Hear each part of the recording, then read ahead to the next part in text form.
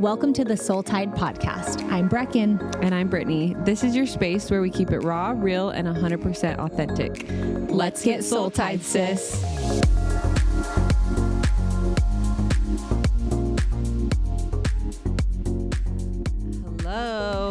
Hello. Welcome back. Welcome back, guys. I have some hair on my microphone. Microphone. You know, it's been one of those days. Really, though? You should expound on that for a second. Okay. So this morning, obviously today we're filming a bigger episode. Yeah. And I woke up with a migraine. Well, I went to bed with migraine, woke up with migraine. And then I text Brecken and I'm like, I don't think we can film today. And she's like, oh, that's funny because I have a migraine. And I'm like, cool. And it's just so interesting because not that this episode is has to be big and heavy and all the things, but it's going to be very healing. It is right. It's a heavy topic. But there's beauty that comes from it. Right. Which is obviously what you're saying. Yeah. No, it's perfect. But we have had a lot of resistance coming up for this topic, and it's grief. And for good reason. It is a big topic, and it is something that has played a big role in Brecken's life, unfortunately, in all of our lives, really. Yeah. Grief is so wide ranged. Yeah. And it's inevitable in life. Yeah. That's the one thing I, believe it or not, we all have in common. Yeah. As human beings is we will all, in any walk of life, go through grief. And it'll look different for everybody, but we will all experience it. Yeah. Doesn't mean death, but it could mean divorce. It could mean shedding a new layer of yourself, grieving people that are still here. Right. Grieving. There's a million ways to grieve. Not being able to have kids, losing kids. Yes. There's a million different avenues to explore, but the one thing we can all share is we've all gone through it. Yeah. It's the one thing in life that is promised, and that kind of sucks. And it's also so important, I feel for us to touch on today. Yeah. And just dive into it head first. I was telling Brecken this earlier. Unfortunately for her, and it pains my heart to even say it, but you're more qualified in this area than I am with grief, and not even qualified. You just experienced so much grief in your life, and that's hard. Yeah. So this episode, I'm really going to be picking Brecken's brain. We're both going to obviously be talking, bouncing off of each other, just really figuring out how you've navigated this past year with Bobby's passing and then your dad passing when you were young, and all the things, also all the grief in between. Yep, everything sprinkled in between, all the little nuggets. Yeah, exactly. So maybe just start us off with this past year, or start us off with March 12th.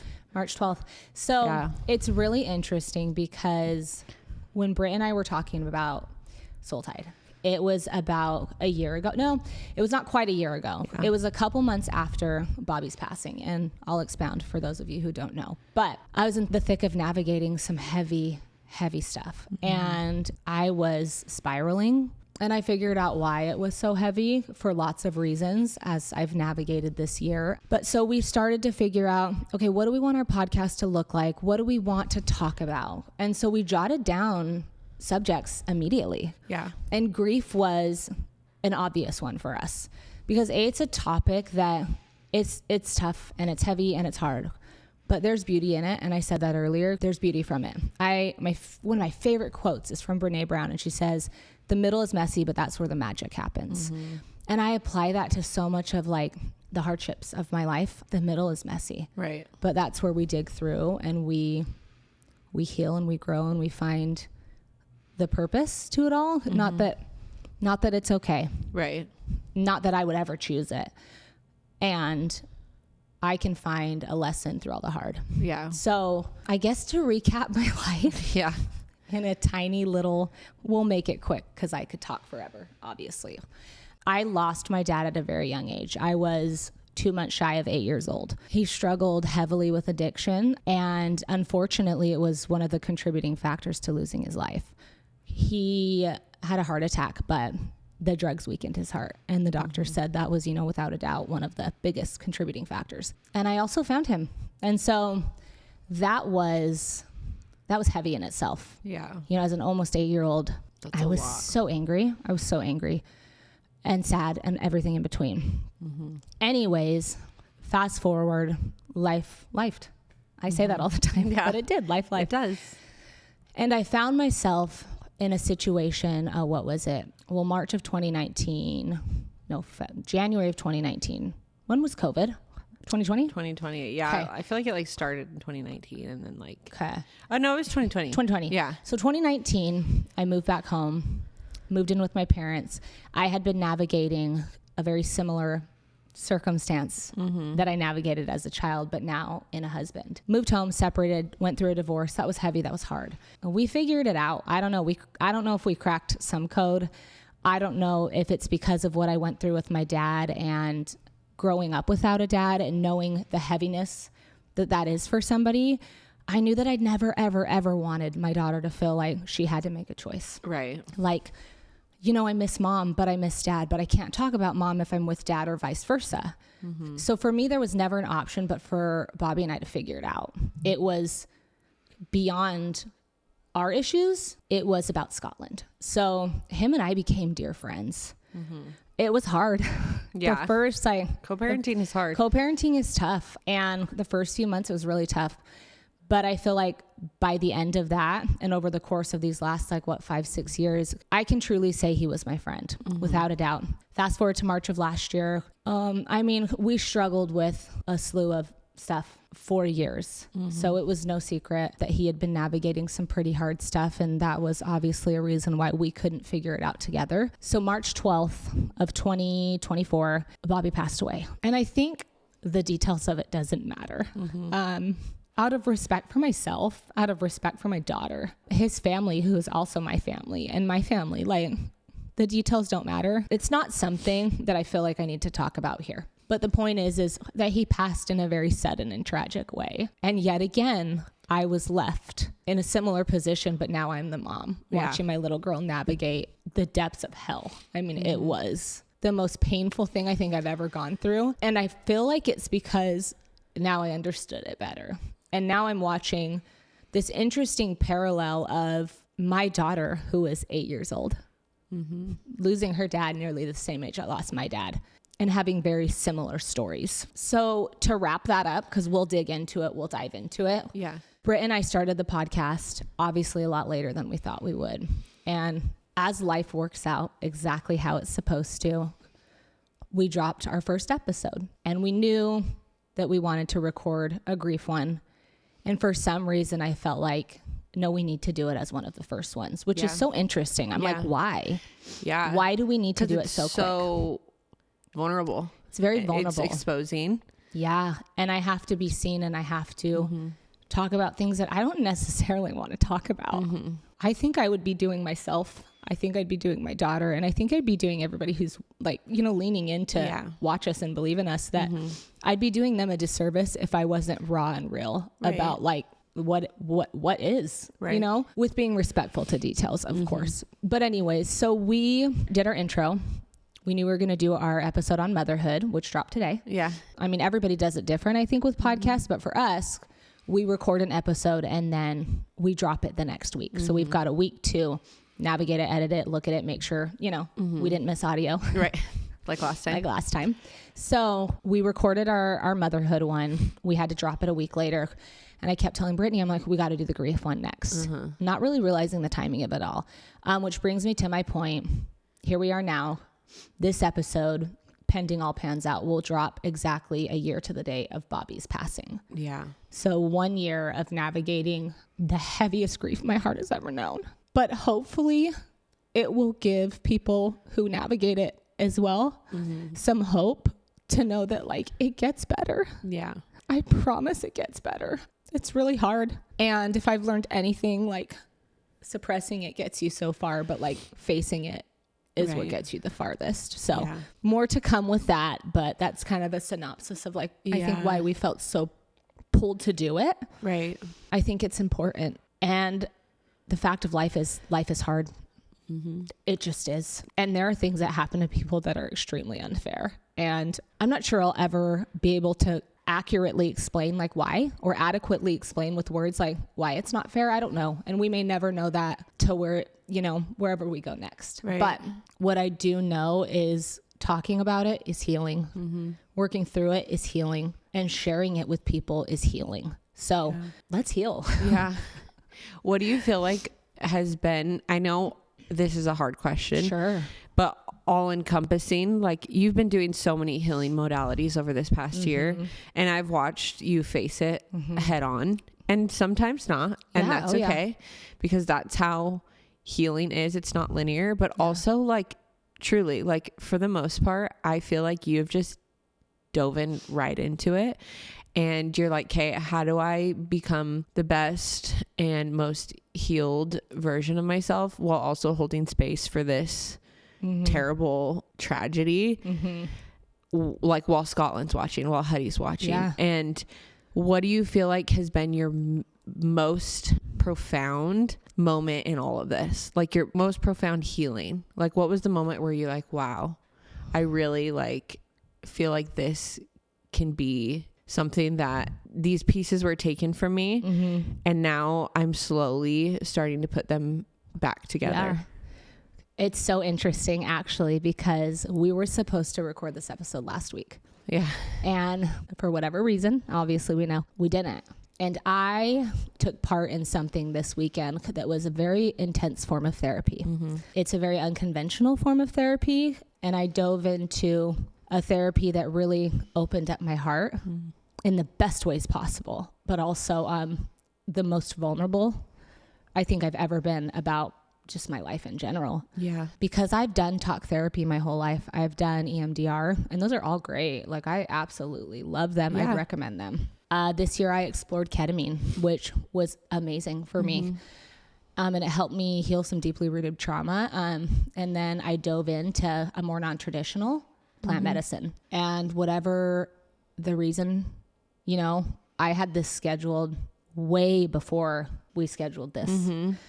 And it's interesting how life kind of came full circle and gave me this little nugget to take into this episode. To preface, I am not by any means telling anybody that they need to navigate their grief and heal the way that I did. Right. It looks different for everybody. So take what I say with a grain of salt and know that like you don't have to do it that way. And that's totally fine. But I needed to do it that way. So I think to answer your question, I had to really look at my life through the lens of what was real and what I had made up.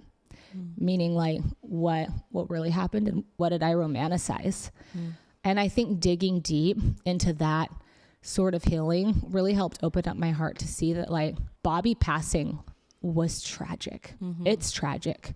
Watching my daughter so confused and so scared, and knowing that it was on me to get her through it and to figure out how to help her heal while I didn't even know if I could, was one of the hardest things I've ever gone through in my entire life, but was also the reason that I pushed and kept going. I mean, knowing that I had a little girl looking up to me who was searching for answers pushed me to find more and pushed me to dig deeper.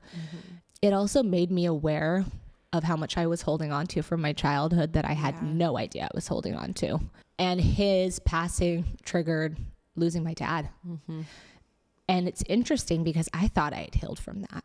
I was like, I am beyond that. I can talk about it. I can talk about it without crying. Like I am healed. But what I realized is I talked about it just enough to people so that I didn't have to go deeper. I created the story, and I was vulnerable. I've been very vulnerable with lots of people about losing my dad. Right. But I think I got to a point where it was robotic, and I just said the same story so that I didn't have to look deep at everything I'd been harboring and holding on to, and the pains of losing your dad at young and navigating an entire life without him. Everything. I mean, he missed everything. And so I had to really face some demons this past weekend and acknowledge that like it was really hard losing him. Seeing what I had seen as a mother and being older and navigating addiction in a different way, I had more empathy and compassion for my mom. I had more empathy and compassion for Bobby. I had more empathy and compassion for my dad. But it also helped me realize that like I'd romanticized a lot of my childhood. And I think that was a defense mechanism to get through it. But ultimately, my point is that I suppressed a lot, and hitting it head on was what has helped me heal. And honestly, talking about it. Yeah. Talking about it is very healing. Right. Acknowledging what is very healing, as hard as it is. Because I've tried both. I've tried the numbing route, and then I've tried the talking it out route. And for me, pushing through the hard has been what's helped. So, I mean, long story long, therapy. Yeah. And very different kinds of it. Yeah. And support. Right. That's helped too. Having your people and being patient with yourself and knowing that like grief is not linear. It's just not. Yeah. I mean, we were talking last week, and I had a grief wave come over me like it would happen yesterday. It's something that I have to face all the time. And there are so many questions that I have, you know, for my dad and for Bobby that I will never get answered, or maybe not. I don't know. Yeah. But I think leaning in to being patient, to taking one foot in front of the other, and to just loving myself through the process and knowing I'm doing the best I can, that also helps. Yeah. We cannot be hard on ourselves while we're trying to heal and grieve. We can't. It's a very tender thing. Right. And you have to be gentle with your heart. So that was a very long explanation, and I hope that answered it. But like, a lot of things helped. Yeah. But I would say this weekend was probably the most beneficial. Yeah. For me, it was like the full circle moment. Which is so cool, because it really literally is full circle, full cycle year. Like, things work in cycles, and it's been a year almost. And like, one of your most profound moments came a year after, which is like, it's almost like not a completion, because you'll never be complete in healing, you know. Sure. Yeah. But it's like a nod in the like, no, you're doing what you're doing. Need to be doing. You're doing the work. And I did want to touch on that really quick before we go into the next question. Everybody always said, give it a year. And I wanted to punch him in the face. If I'm being totally candid and honest. Now I'm sitting here saying, just give it a year. Be patient with yourself enough for at least a year. Get through all the firsts, because the firsts are the hardest. I mean, the first that I didn't even know, like her first day of school. Yeah. Her first day of school. All of it. You know, the first parent teacher conference, the first Christmas, Thanksgiving, birthday. Yeah. Just be patient with yourself. And if all you did was put one foot in front of the other and like get through it, that's okay. That's okay, because eventually I feel like you'll sit full circle where you can say, you know, it's heavy and it's hard. Obviously, I'm emotional about it. It is heavy and hard. But I think I have less moments of breakdown and more moments of breakthrough. Right. It's not that I'll never be sad. I mean, my dad is 20 plus years later, and I still get sad. Right. Obviously, I've still been harboring it. But I'm learning to sit with my grief and to feel it when it comes up, and to not hang on to it like this heavy backpack full of rocks that I'm carrying with me. Because I did that. I mean, you saw it for months. I was not myself, and I let it affect me, and that didn't support me. And it definitely didn't support Scotland. It actually almost made her not want to heal in grief, because she didn't want to hurt me. Right. You know? So again, give it a year. Also, like, you were doing the best that you could at that time. Like, you have your process. Yeah. And she has hers, and it all works out exactly how it's supposed to. Yeah. Absolutely. It does. But it is interesting now being on the other end of that year, nearly. Yeah. Saying, it's just crazy. It's crazy. Like, it does not feel like a year, but also it feels like a million years. Yes. Yeah. I was just going to say that. It's like I blinked and it went by. Yeah. But also the life that we've lived in this year. It's crazy how the both can exist. And it's also crazy how joy and pain can coexist. I know, it's so wild. Because I think some people think like, you know, I have to be joyous and happy, but then like I feel guilty to be that way. But like, it's kind of simultaneous sometimes, where like you feel this heavy grief and guilt, and then you can feel this indescribable amount of joy and gratitude. Right. And I have felt both. And now being where I am, I think I try to lean into the gratitude. Yeah. And that's what helps me get through the hard moments too. Yeah. While feeling them first, of course. Right. Yeah. Yeah. We're going to get into some of the questions that were like submitted. Okay. So one of them is, how can people show up and support you during grief? That's a very like multi-layered question. It's like an onion. It's like an Those onion. Shrek references. Chan, you'll get that one. Yeah. But anyways, that's, I feel like there's a few things. For me personally, when I was in the thick of like grief, as a kid, obviously, I didn't get it. And Right. so I feel like showing up for, like, people gave me a lot of activities or things to do. And when this happened with Bobby, like, I had very specific friends. I mean, obviously you, one of them, who immediately showed up with me for support in words, but with Scotland for like things to do. And it made her feel so loved. It really did. As an adult, that's a tough one because in the beginning, I don't want to relive it. I don't want to talk about it. There's nothing I can say. And there's honestly nothing that you can say that will help me feel better. Right. That's the biggest thing I've learned with grief is like, there's nothing anybody can say to take the pain away. Especially, I'm sorry. That was one of the biggest triggers for me where it was like, okay, cool. Yeah. Yeah, I'm sorry too. Or like, he's in a better place. I hated that one. Yeah. Because I don't need to hear that either. Right. I need you to sit next to me. I need you to wrap your arm around me. And I need you to tell me like, this freaking sucks. And I'm here if you want to cry, if you want to sit in silence. Knowing somebody's there for you is everything. If that kind of makes sense. Yeah. I think a lot of people, and I have the mistake of doing this too, like even knowing and understanding what it feels like to lose somebody, like I feel like I rally and show up in the beginning. But the beginning is, I think, where you're in shock and numb. For me, I felt it hard in the beginning, obviously. I mean, it wrecked me. But after the funeral, it was harder. Right. Because I think that's when people go back to their lives. Yeah. You stop getting the meals. You stop getting the check-in text. It's natural. People will have to resume normal life. But I remember like going to the grocery store being like, no one has any idea what I'm going through. Which also, honestly, a side tangent, gave me so much more empathy and compassion for people because to that point, you have no idea what someone's going through. No idea. And that's one of the biggest things I've instilled in Scotland this year as we navigate this grief together is, you know, if someone's not being their best selves, which we all have those moments, I really try to be like, hey, Scotland, I wonder if they're having a bad day, or like, maybe something's going on at their home that we don't know about, because it just gives you a little perspective in knowing that like, we know this much of someone's story, whether they smile or not, whether they're cussing you out or not, like we don't know what people go through. And so having empathy and compassion is everything. But I think something people can do is check in after the funeral. I can't stress that enough. Yeah. That is when life hit me the hardest, because leading up to it, it was the best way I can describe it. It was the in-between between Christmas and January 1st. It's that week of like sitting around doing nothing. You're prepping for the funeral, which I mean, his family did it all and they're just amazing. I can't say enough good things about them. I love them so much. I could cry talking about them, but you're navigating all of that and you're, I think, pushing down a lot. You're feeling a lot, but you're pushing down a lot. Yeah. Whereas after the funeral, for me, life had to keep going as it should. And I think that's when a lot of people backed off. And that's when I felt it the hardest. That's when it was the heaviest for me. So I would say checking in. Yeah. A thoughtful text is everything. You don't have to be sitting with them face to face, but like letting someone know you're there and letting somebody know that this situation is awful and it sucks, but I'm there for you. That's everything. Sending someone a meal, everything.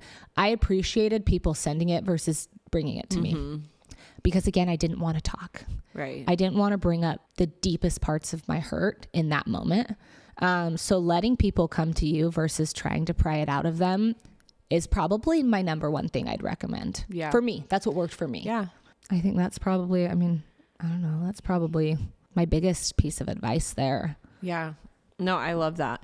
And also, I feel like being on the other side of it, even if you don't know what to do, just show up how you feel called to, you know, like Bracken said, like bring a meal or whatever, because you never know if that's going to be the day they like really needed it or like the text that they needed to see. And like, I remember feeling like, I'm going to annoy if I keep texting a million times. Yeah. And I had to be like, this isn't about me. This is so much bigger than us. And even if this is just something that is like, hey, I'm thinking about you. Sure. Like even that can help. Oh, that's everything. You know? That's everything. Right. That's what I needed. There were days where I'm like, I don't know how I'm going to get through this. I don't know how I'm going to get her through this. Like that was the hardest part for me, was figuring out how to get my daughter through it. And she has been astounding. I mean, not that she has to be brave. Right. She doesn't. But you also create this space for her to feel it all. Yeah. However she needs to. Yeah. I've tried to support her, and honestly, I've tried to be vulnerable and patient with her, and I'm not perfect. Right. I have let my emotions get in the way, and there are days where I'm like, damn it, I didn't do that right. But you show up and you try. For them, I'll do whatever I can for her. But to kind of lead back to what you said, like, I loved the check-ins. I didn't always respond. And so I think being patient with somebody and not taking it personal, and knowing that like I had 200 unread texts at one point. Many. It's so overwhelming, but it's also, it feels good to know you're loved. So I agree. If you can send your check-in texts, it's everything, but be patient with people and knowing they probably won't respond, and it's not about you. Yeah. You know, exactly. Not in a mean way. Yeah, totally. I love that. Okay. This is a good one. So how did you balance like being vulnerable with your kids, but not letting it affect them, which it's always going to affect them in some type of way, but like, how did you navigate that whole situation? Again, another like layered question. I know. I feel like we do the best we can with the tools that we have. And I say that a lot to like Scotland when we're navigating tough stuff. Like, we learn, and through different life experience, we learn, hey, that didn't work. This did work. As a kid, like, I was very sensitive. I was very emotional, and not much has changed since, let's be honest. Although this past year of like diving deep into healing, I feel like I found my voice. And so she's a little bit spicier this year. You know what? And I like her. Yeah. She's here to stay. But as a kid, I don't know that I could have handled as much information. Scotland is not wired the same. She is inquisitive, and she is very intuitive, and she asks the hard questions. I never did. So I had to learn how to navigate it with her different than I think my mom navigated it with me, because we were different kids. And that's important.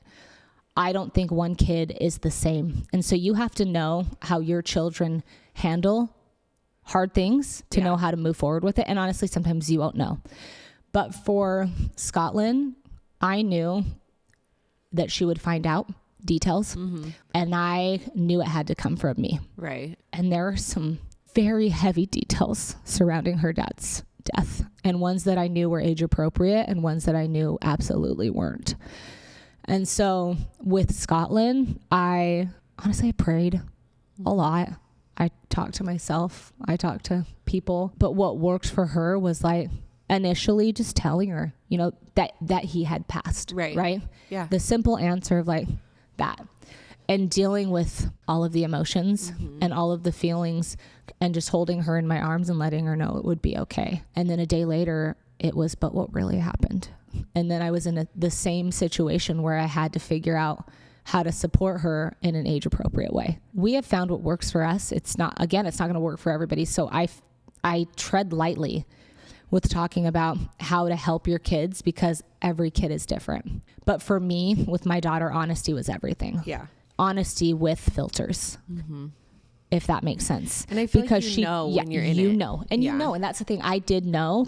She knows some intricate details that like some people might not tell a 9-year-old. That's okay. That works for you. But with Scotland, she was never going to settle for a simple answer. And so I think that, I don't even know if that's really me supporting anybody. I think that you just have to, in the moment, know how to navigate it. But my recommendation always is like, start simple.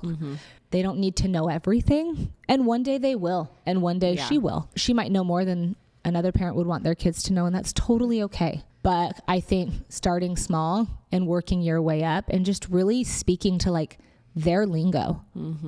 You don't have to go in depth with like adult verbiage. It's just giving her space to ask me questions and allowing the space to answer them as best that I knew how. Yeah.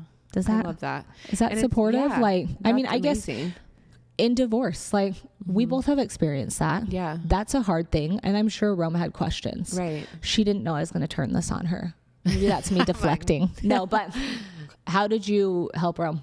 No, it was the same thing. I feel like Rome is very similar. And this is talking about divorce. I feel like he is just someone that is going to ask a million questions and will lay in bed at night. And he's like, but give me this detail and this detail. And I honestly feel like kids these days are kind of built different. Oh yeah. Like they're here to serve this purpose that I don't even know yet. Yeah. But Rome specifically, I feel like too, it comes out in layers. The onions again. It does, that freaking onion. Yes. And it's like, maybe as he gets older, he does start asking more questions. And it's like, honestly, I think I've just played it by ear. You have to be in touch and in tune with your kids, which we all are. And it's like seeing what they can handle at the moment and knowing like that I'm going to be transparent and answer in a child appropriate way.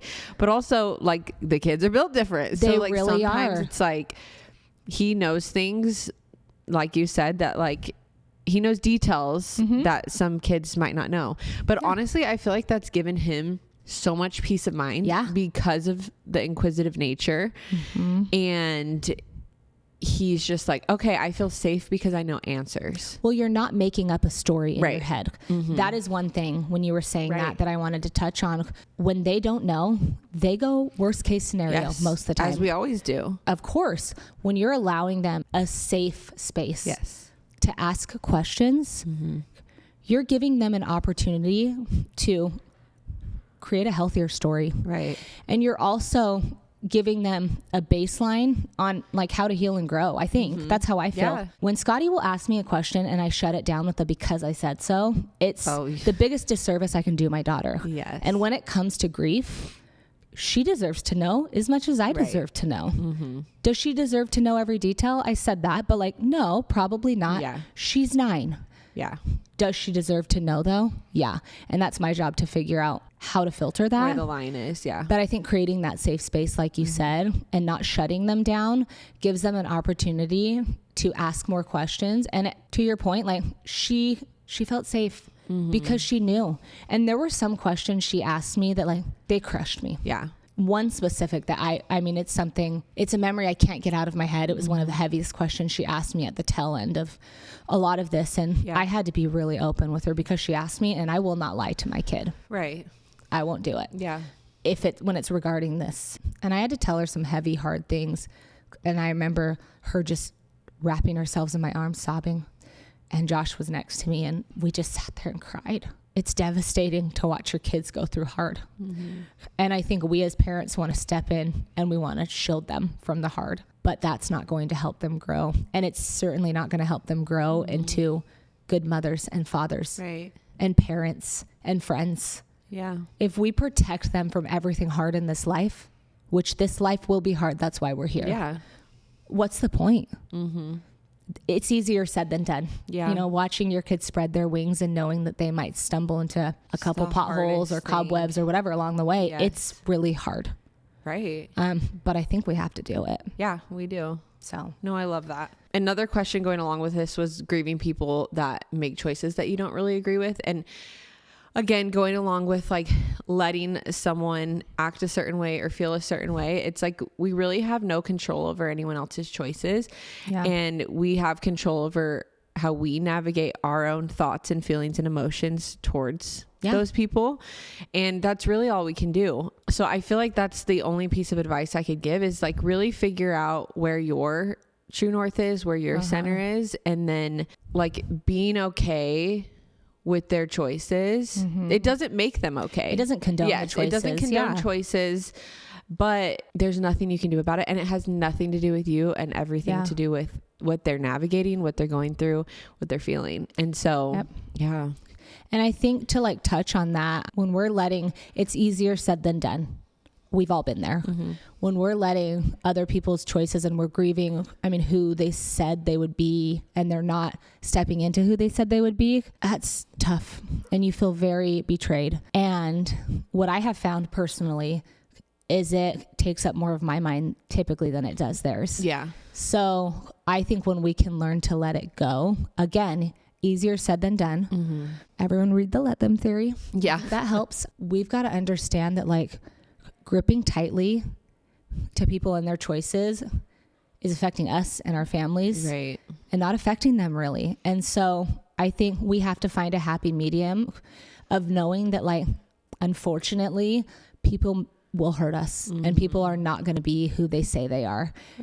And that sucks. But we're going to be that way. Yeah. And we're going to be our word and we're going to show up. So like for me, I just have found that I have to stay true to me and I have to show up in the way that I told people I would. Right. And ironically enough, I think that in turn, there's a lot of people that come full circle because of that. But it's just, that's a tough one. Yeah. There's not a right way to do it, but I think sitting in the betrayal doesn't serve you. Right.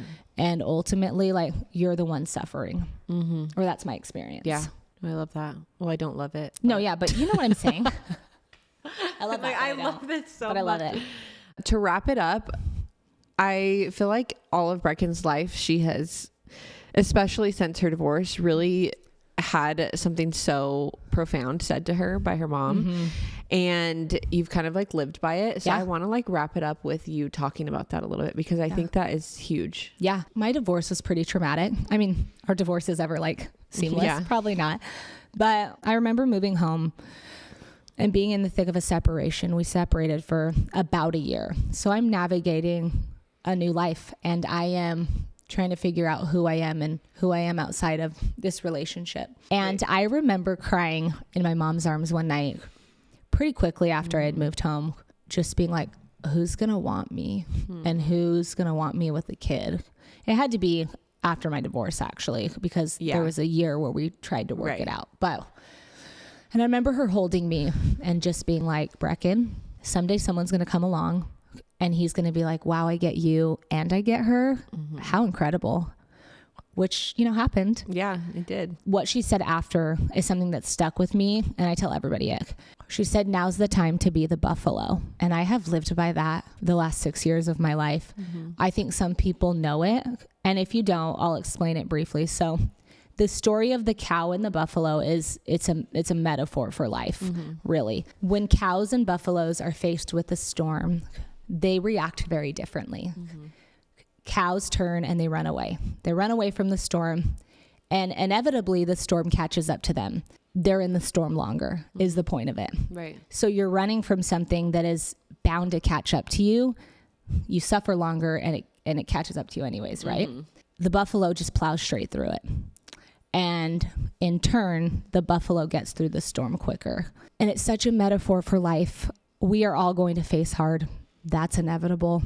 We are going to have things that knock us down.